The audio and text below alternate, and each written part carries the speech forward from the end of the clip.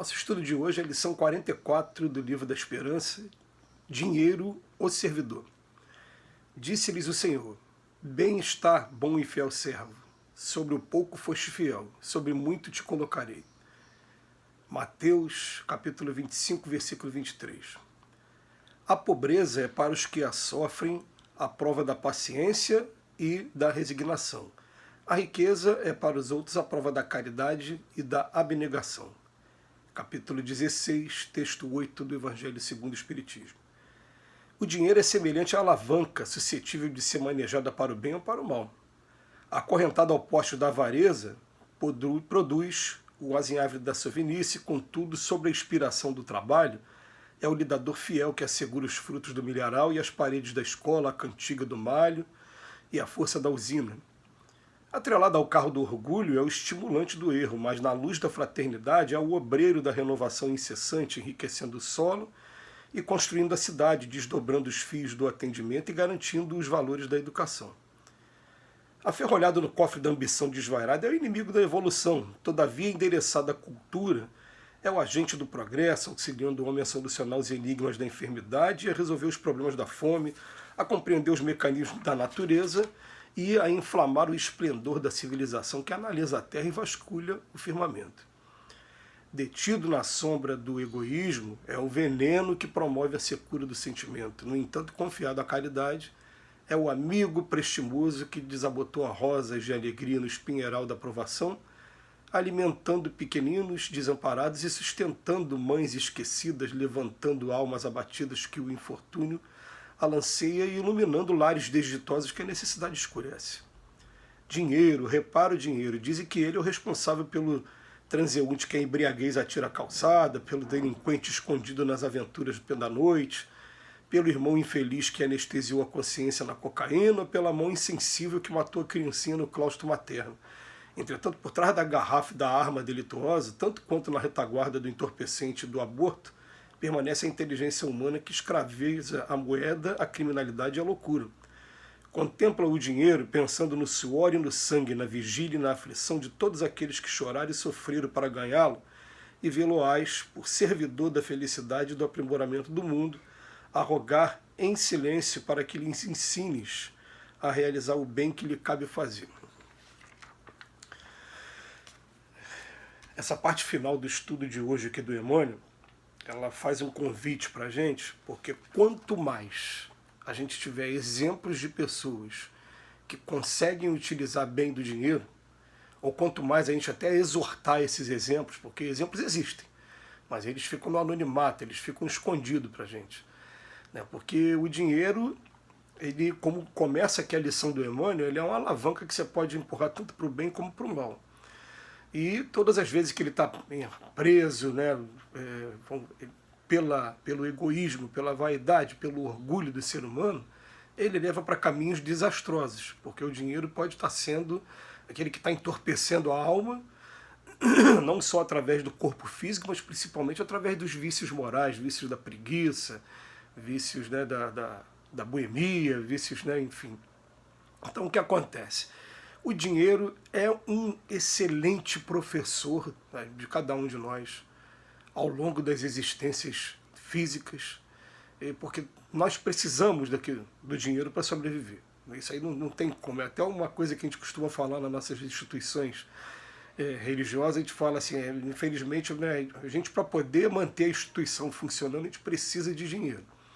E como a instituição espírita não é uma instituição que tem aquela cobrança obrigatória e baseada em dogmas, né? A gente não tem dízimo na casa espírita.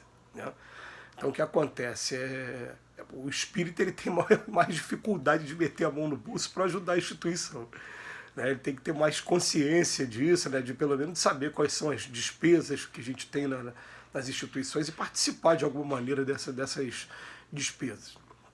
Mas aí o que acontece? A gente vai perceber que a pessoa que consegue utilizar de maneira correta e de maneira inteligente o dinheiro, ela consegue deixar exemplos maravilhosos para cada um de nós, que foi a frase final aqui do Emmanuel.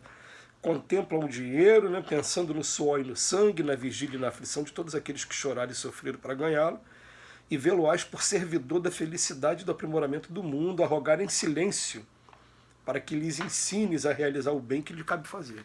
Estão rogando em silêncio para que a gente ensine a realizar o bem que lhe cabe fazer. A gente sabe que a pessoa que hoje vai viver a prova da riqueza aqui na Terra, ela vai passar sem exceção, vai passar por provações duríssimas, por conta da avareza do restante dos seres humanos que vivem aqui também. Se a gente vivesse num mundo mais evoluído, onde as pessoas não tivessem esses interesses ainda mesquinhos, né, ainda muito voltados para o mundo material, poderia até ter uma facilidade maior, mas aqui na Terra não. Aqui na Terra, só pelo fato de você já nascer e ter essa prova da riqueza, você vai atrair para o seu lado um monte de pessoas com interesse, um monte de amigos que não são sinceros, um monte de relacionamentos também que não são também os mais fiéis, os mais voltados para o coração também. A gente vai atrair é um pacote muito grande de coisas que a pessoa vai ter que aprender a lidar, né? E vai ter que aprender a ter a calma e a paciência de aproveitar ao máximo esse aprendizado. Não tem jeito. Quem vive aqui na Terra vai viver dessa maneira.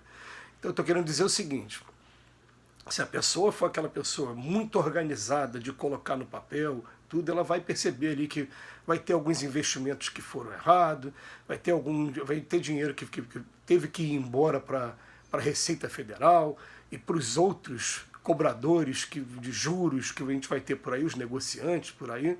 Mas aí o que fica na cabeça é assim, né? Nós estamos fazendo aquilo que a gente pode, né, dentro de um mundo de expiações e provas, que é um mundo em que os homens ainda são imperfeitos e vão exigir um certo jogo de cintura mesmo de cada um de nós. Agora, quando a gente consegue esse tipo de coisa e consegue fazer com que o dinheiro sirva para dar emprego a algumas famílias, para poder estar aliviando a dor das pessoas em algumas instituições, e principalmente que a gente nunca, isso é uma coisa que é uma dica que é importantíssima, né? A gente nunca terceirize essas atividades, a gente vá pessoalmente, né? Ou eu monto para mim um albergue, um asilo e busco a mão de obra para poder estar ajudando a manutenção, ou eu vou pessoalmente, qual é o lugar que eu vou, aonde eu vou, né? Sim, eu gosto muito de fazer referência a um filme maravilhoso, um dos melhores filmes que assisti na minha vida, já fiz algumas vezes nesses estudos, e esse filme, se você entrar no YouTube, você vai encontrar ele na íntegra, então não precisa procurar nenhuma dessas plataformas pagas, ela está ali de graça. O nome do filme é O Presente, o nome em inglês é The Ultimate Gift. Então é um filme maravilhoso que vem mostrando assim, como é que você pode utilizar da melhor maneira o recurso financeiro que você tem. Agora, é claro, pegando aí os exemplos até do próprio filme mesmo, você vai ver lá, tem momento que a pessoa, né, até aprender a manusear e lidar com as dificuldades do dinheiro, ela vai ter as quedas dela, vai ter os problemas dela, e se ela conseguir ser forte o suficiente para não deixar com que os vícios destruidores do corpo físico e os vícios também destruidores da moral, né, tomem conta, daqui a pouco ela consegue ter mais ou menos maleabilidade para poder lidar com o dinheiro e poder fazer com o dinheiro da melhor maneira, porque os exemplos que o Emmanuel traz aqui para a gente é para a gente analisar cada um deles. Ele fala atrelado ao orgulho, no cofre da ambição, poste da avareza, que foi o primeiro, né, e sombra do egoísmo. Então ele vem trazendo os exemplos, né, o que ele pode fazer, o que o dinheiro pode fazer de muito duro para a gente. Mas lembrando, mais uma vez, no Livro dos Espíritos é perguntado assim, qual é a pior das provas, a da riqueza ou a da miséria? Fala, nenhuma nem outra, né? Tanto uma como outra. A da riqueza te leva aos excessos de todos os gêneros, a miséria, as queixas contra a previdência. E uma informação que os espíritos dão para a gente, querendo ou não querendo, todos nós vamos passar necessariamente pela prova da riqueza e pela prova da pobreza. Ah, mas você vai ver, se é no mundo como o nosso, a grande maioria está sendo de pobres. A riqueza está centralizada na mão de um grupo muito pequeno, mas nos círculos das reencarnações a gente vai passar pela prova da riqueza também. Então estejamos preparados. Vamos aproveitar esses valores que estão chegando para a gente. Que Jesus nos abençoe hoje e sempre.